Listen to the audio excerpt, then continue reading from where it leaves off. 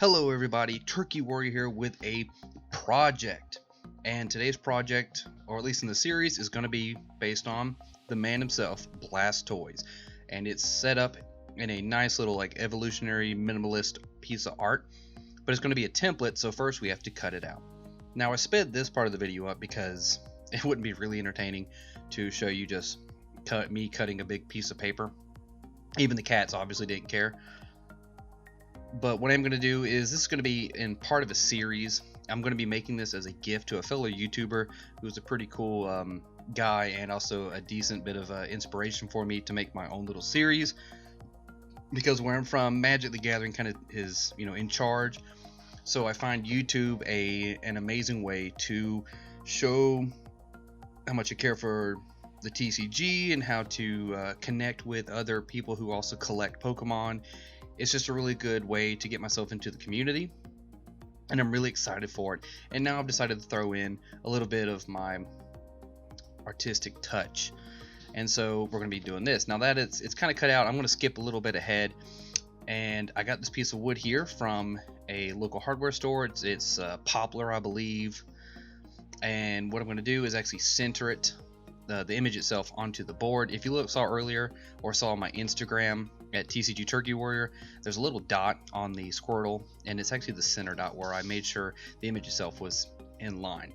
And what I'm doing now is just finding the center of the piece of wood itself. The wood dimensions, I believe, it's 2 feet by 2 feet, about a ½ inch thick.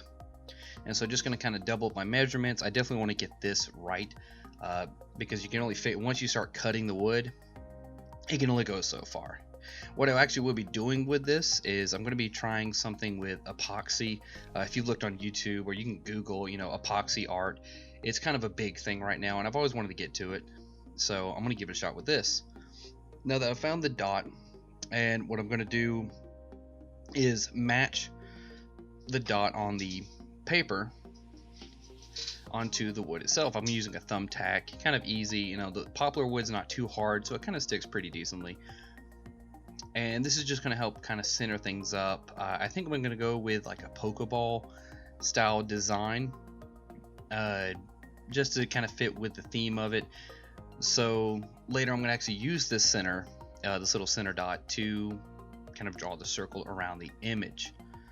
And it looks pretty good, so just going to do again some double checking. I kind of messed up and realized, like, wait, the image slides, I should probably put that thumbtack back in there, and it's kind of important.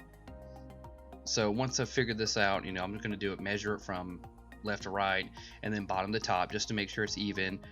It should be 12 feet from the bottom, 12 feet from the top, just to just to be doubly sure, because again, once you start cutting, you can't really go back.